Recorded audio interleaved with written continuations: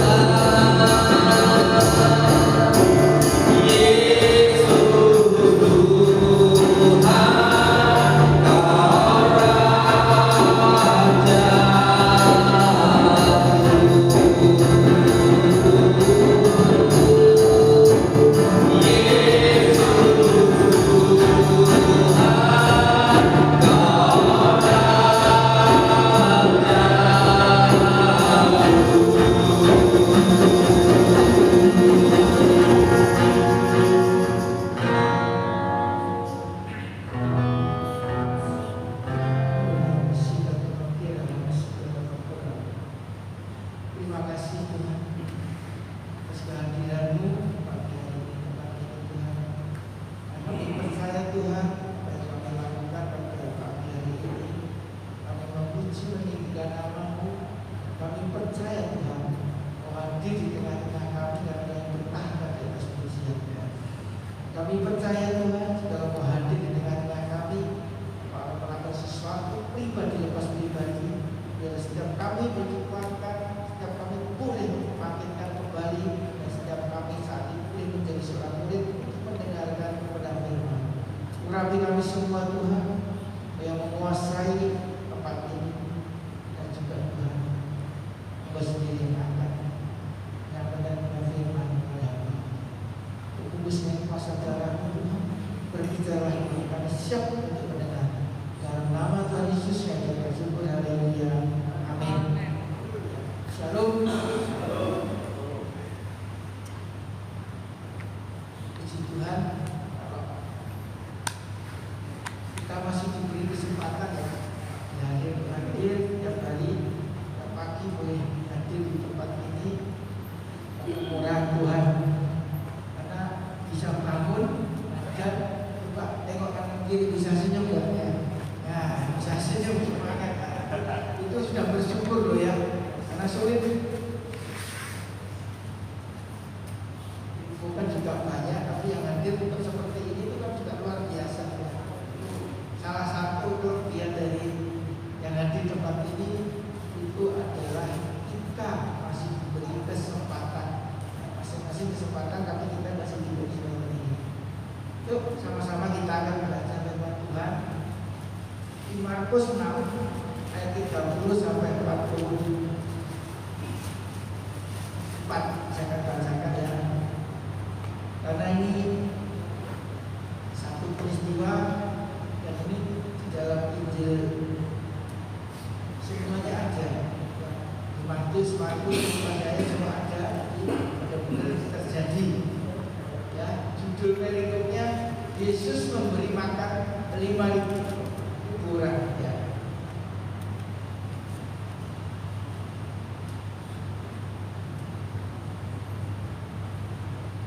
Akan bacakan ya. Kemudian rasul-rasul itu kembali berkumpul dengan Yesus dan memberitahukan kepadanya semua yang mereka kerjakan dan ajarkan. Lalu ia berkata kepada mereka, marilah ke tempat yang sunyi, kita sendirian dan beristirahat. Ya, ini memang kalau kerja rasul-rasul kerja melakukan perjalanan dan sebagainya, setelah selesai itu pasti membutuhkan satu tempat yang sunyi sendiri dan beristirahat, karena itu mengetas kembali. Karena kalau kita bukan orang yang aktivitasnya seperti itu, kalau butuh satu sunyi sendiri beristirahat, ini belum ada kata-kata kopi, belum ada kopi ya. Sebab memang begitu banyaknya orang yang datang dan yang pergi, sehingga makan pun mereka tidak sempat. Ya, jelas ya. Jadi aktivitas yang bekerja dan banyak laki-laki, dia setelah selesai pelayanan dengan segitu aktivitas ini, makan pun tidak sempat. Artinya memang orang laki-laki kebanyakan kalau beraktivitas bisa-bisa lupa makan. Dan juga kebalikannya, yang tidak tahan lapar itu kebanyakan laki-laki, betul ya? Ya, maka berangkatlah mereka untuk mengasingkan diri dengan perahu ke tempat yang sunyi. Tetapi pada waktu mereka bertolak, banyak yang melihat, banyak orang melihat mereka dan mengetahui tujuan mereka. Dengan mengambil jalan darat, segera datang orang dari semua kota ke tempat itu sehingga mendahului mereka. Jadi, oh, dia mau ke sana, orang-orang itu banyak juga ikut ke sana. Kenapa? Karena dia ingin terus mendengar apa yang Tuhan sampaikan. Ketika Yesus mendarat, ini luar biasa. Ketika Yesus mendarat, ia melihat sejumlah orang banyak, maka tergeraklah. Ya, ini sifat dari Tuhan Yesus. Maka tergerak hatinya oleh belas kasihan kepada mereka, karena mereka seperti domba yang tidak mempunyai gembala. Lalu mulailah dia mengajarkan banyak hal kepada mereka. Pada waktu hari sudah mulai malam,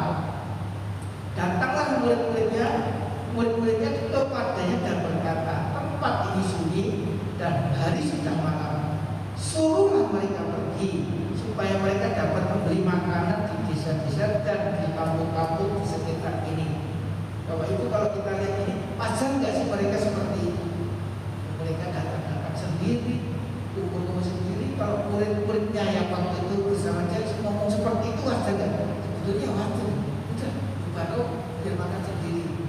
Kalau enggak, siapa yang nyediain makan ini? Apa yang dilakukan murid itu? Tapi apa yang dikatakan Tuhan? Ya, ini luar biasa. Kenapa muridnya menanyakan itu? Kan dia merasa ini kampungnya sunyi, tidak mungkin menyediakan makanan sebanyak ini juga, pemikiran mereka. Tetapi jawab Tuhan Yesus, kamu harus memberi mereka makan. Kalau menurut saya ada sesuatu desain yang sudah Tuhan rancangkan kepada murid-muridnya. Untuk apa? Kamu punyanya apa? Kira-kira seperti itu. Kamu harus memberi makan. Tempatnya sunyi. Tidak, nggak mungkin mendadak suruh menyiapkan segini banyak. Berapa banyak? 5.000 orang. Ya, itu juga laki-laki.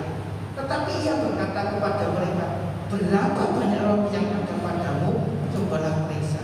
Ini Tuhan Yesus, karena dia nanyanya itu kepada setiap muridnya, apa yang ada pada kamu? Gak usah saya aneh-aneh, apa sih yang ada pada kamu? Sesudah memeriksanya, mereka berkata, ada 5 roti dan 2 ikan. Lalu dia menyuruh orang-orang itu supaya semua duduk berkelompok-kelompok di atas rumput hijau. Maka duduklah mereka berkelompok-kelompok, ada yang 100, ada yang 50 orang. Dan setelah ia mengambil 5 roti dan 2 ikan, ia menengadahkan ke langit dan mengucap berkat. Lalu memecah-mecahkan roti itu dan memberikannya kepada murid-muridnya supaya dibagi-bagikan kepada orang-orang itu. Begitu juga kedua ikan itu dibagi-bagikannya kepada mereka. Dan mereka semuanya makan sampai kenyang. Kemudian orang mengumpulkan potongan-potongan roti 12 bakul penuh, selain daripada sisa-sisa ikan. Yang ikut makan roti itu ada 5.000 orang laki-laki. Nah, dari satu peristiwa ini dan tercatat di semua Injil, di Matius, Lukas, ada semua. Sebetulnya artinya benar-benar real, benar-benar apa yang harus kita pelajari. Betul ya Pak? Sebetulnya semua itu, misalkan sekarang itu yang ngomong tokoh-tokoh yang luar biasa, dan itu mesti menjadi perhatian. Mari kita sama-sama belajar dari satu perikop ini, apa sih yang Tuhan mau. Karena peristiwa di perjanjian baru juga ada perjanjian lama. Itu seorang janda yang dia ditinggal suaminya, punya utang banyak. Datanglah Elia di rumahnya. Apa yang kamu punya? Saya nggak punya apa-apa. Yuk, punya beli-beli aja. Ayo cari yang banyak. Dan di sininya punyanya terus nggak apa, hal itu nggak putus-putus. Perjanjian lama ada seperti itu, terus terjadi mujizat, terus terjadi sesuatu yang ada apa diberikan akan mengalir. Ada lagi tokoh yang peperangan ini adalah Daud lawan Goliat. Apa yang ada padamu? 5 batu. Musuhnya siapa? Goliat. Goliat itu siapa? Orang yang tinggi besar dan memakai obrek, istilahnya sebagai tentara. Ada lubang satu di sini. Kok ia bisa dari 5 batu satu tok pas di sini mati? Kok bisa? Siapa yang melakukan? Dari cerita perjanjian lama, perjanjian baru, beberapa apa yang kita sampaikan, kita mulai belajar. Iya. Kadang-kadang kita itu mengalami sesuatu yang sudah nggak bisa, buntu. Sama, ada cerita yang kita baca atau perikop Tuhan memberikan mujizat yang luar biasa dengan 5 roti dan 2 ikan itu bisa dilakukan. Tetapi bukan mujizat yang kita perhatikan, tapi kerelaan siapa yang memberi, siapa yang taat untuk melakukan apa yang menjadi bagian, itu yang mesti kita perhatikan. Ada 3 cerita tadi, satunya janda yang punya utang, satu Daud. Ini kita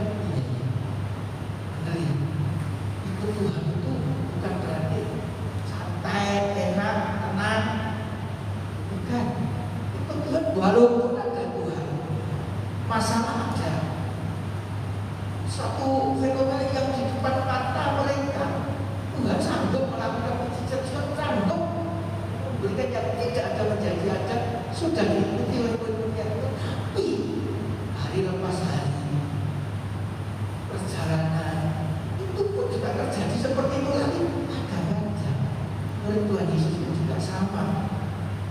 Gimana sih? Ngasih 5.000 orang laki-laki, mana ada yang di situ tuh, kalau kita baca di Yohanes itu ada namanya Filipus, ada namanya Andreas. Jadi yang ngasihkan roti itu Andreas. Ceritanya ada itu kayak seperti istilahnya ngecek Tuhan Yesus. Ini loh, cuma ada 5 roti sama 2 ikan. Oh, bisa saya kasih 5.000 orang kasih makan. Ini tempatnya sini. Kita baca di Yohanes itu pun, iya ya, kadang-kadang kita pun seperti Tuhan Yesus, seperti murid-muridnya Tuhan Yesus. Pada saat kita menghadapi sesuatu yang itu dah, ini nggak bisa. Kita pekerjaan, rumah tangga kita, anak kesehatan kita pun dihantam seperti itu. Yang kira-kira kejepit itu, apa yang harus kita lakukan? Apa kita menyerah? Apa kita seperti janda ini? Saya nggak mungkin cuma satu, sudah selesai saya mati. Saya nggak bisa bayar utang. Tapi pada saat kita setia dengan apa yang ada pada kita, kita serahkan kepada Tuhan. Jangan ditanya ikut-ikut seperti Tuhan. Oh, aku punya ini pasti nggak bisa. Nah, berusahalah dengan ketaatan kita. Ini loh Tuhan yang saya punya. Kalau janda punyanya ini loh. Tuhan sanggup memberikan mujizat, sanggup memberikan jawaban tepat pada waktunya. Sama. Murid-murid Tuhan Yesus pada saat menghadapi 5.000 orang dengan 5 roti dan 2 ikan, itu nggak mungkin, nggak bisa. Tapi pada saat diserahkan kepada Tuhan dan Tuhan mengajarkan apa? Ayo mengucap syukur, bagikan. Itu 5 roti dan 2 ikan. Pada saat dibagikan mungkin ya, kalau kita boleh drama sisa-sisanya itu kan bagian selesai. Tapi pada saat dia melakukan apa yang jadi bagian ya, roti itu bagi tadi ada 100, ada 200, itu pada habis-habis, itu baru kita merasa, iya, dia yang berkuasa. Tuhan itu yang berkuasa, nanggung orang yang tidak ada menjadi, yang tidak ada jalan keluar, Tuhan sanggup memberikan jalan keluar. Pada saat itu saya yakin dibutuhkan iman percaya. Saat itu dibutuhkan apa? Rendah hati.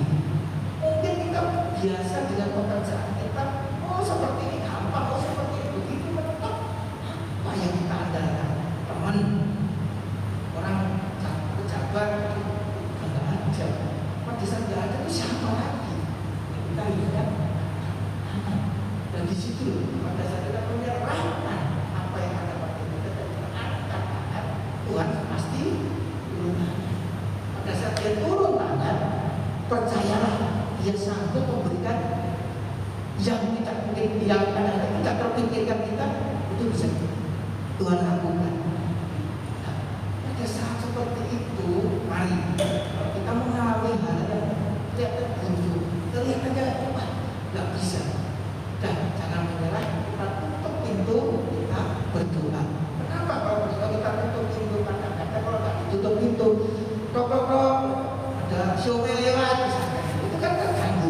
Itu butuh tempat, butuh kita tutup supaya kita berdoa, supaya kita hubungan kita dengan Tuhan lebih baik. Saya berdoa khusus, berdoa serius kepada Tuhan.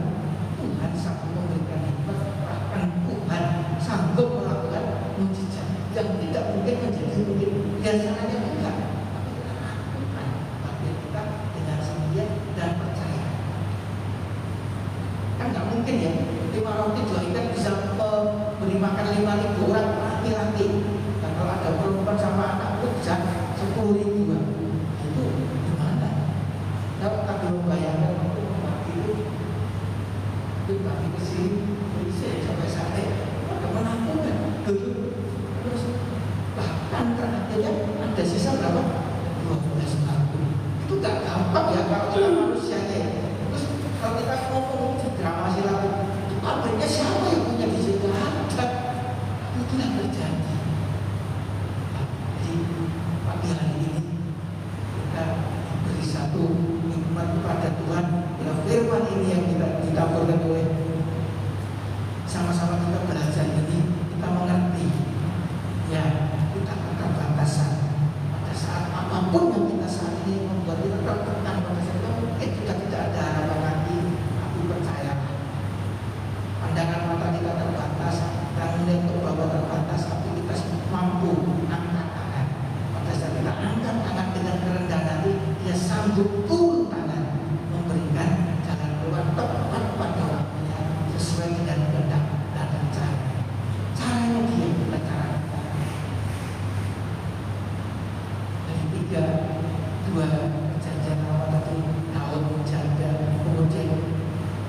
5.000 orang laki-laki yang berkumpul bersama Tuhan sama memberikan jawaban tepat pada waktunya.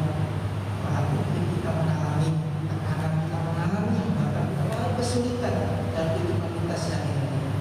Mari kita lihat apa yang teman-teman kita baca tadi. Tuhan satu.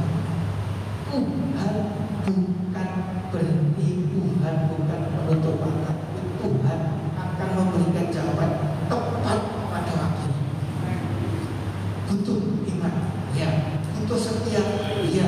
Dan satu lagi, butuh dengan kerendahan hati. Jangan, oh pasti saya sanggup, oh saya tak tanya Pak A, Pak B, oh saya sanggup, pasti saya sanggup. Ya, selama dia berkuasa. Enggak berkuasa, oh top sekarang tidak bisa. Bisa-bisa kalau bahasa sekarang tak nepalkan mereka, sudah habis. Nah ini, Ibu, mari pagi hari ini kita diingatkan kembali, kita dikuatkan kembali melalui firman Tuhan. Apapun yang terjadi, jangan menyerah. Kita angkat tangan, Tuhan pasti turun tangan tepat pada waktunya sesuai dengan rencana dan areanya, caranya dia. Mari kita berdoa.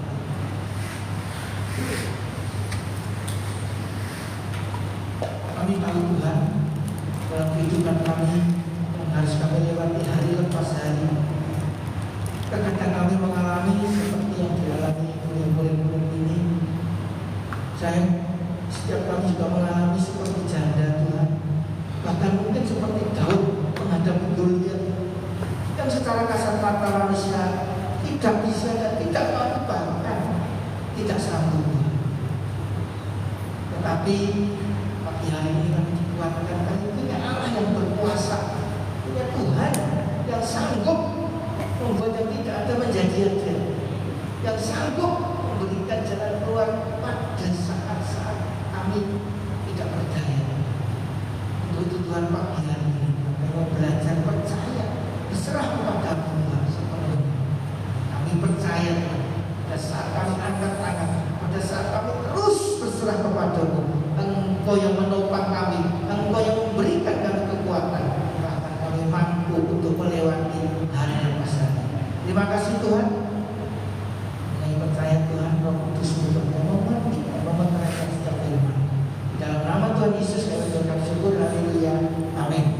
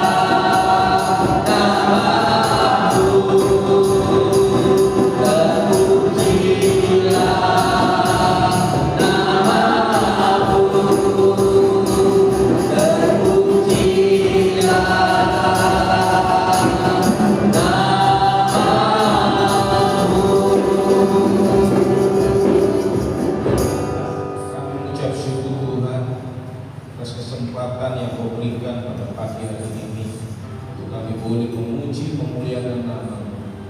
Ajari terus di dalam kehidupan kami untuk kami mengucap syukur dan terus menaikkan puji-pujian kepada-Mu. Mengucap syukur kami boleh mendengar kebenaran firman-Mu Tuhan. Ajari terus di dalam kehidupan kami untuk kami memiliki hubungan yang erat dengan-Mu, memiliki intimasi dengan-Mu Tuhan di dalam kehidupan ini Tuhan. Dan kami serahkan seluruh segala kehidupan kami, permasalahan yang kami hadapi ke dalam tangan-Mu Tuhan. Karena kami percaya Tuhan, Engkau pasti memberikan jalan keluar di dalam kehidupan kami. Terpujilah nama-Mu Tuhan. Kami berdoa buat Pak Rudisan, hamba-Mu yang sudah menyampaikan kebenaran firman-Mu. Berkati seluruh kehidupannya, berkati keluarganya, segala usaha pekerjaannya. Tuhan berikan sukacita dan sejahtera di dalam kehidupannya. Kami ucap syukur, terima kasih Tuhan. Kami juga berdoa buat Pak Sansan, koordinator doa fajar di tempat ini. Tuhan berikan kekuatan di dalam memimpin doa fajar ini, berikan sukacita dan sejahtera di dalam pelayanannya. Berkati seluruh keluarganya, segala usaha pekerjaannya. Di dalam nama Tuhan Yesus. Bapak Ibu, mari angkat tangan kita untuk kita terima berkat dari Tuhan. Terimalah berkat kasih dari Allah Bapa, Allah Anak dan Allah Roh Kudus, mulai pagi hari ini sampai kedatangan Tuhan kedua kali, bahkan sampai selama-lamanya. Yang percaya sama-sama katakan amin.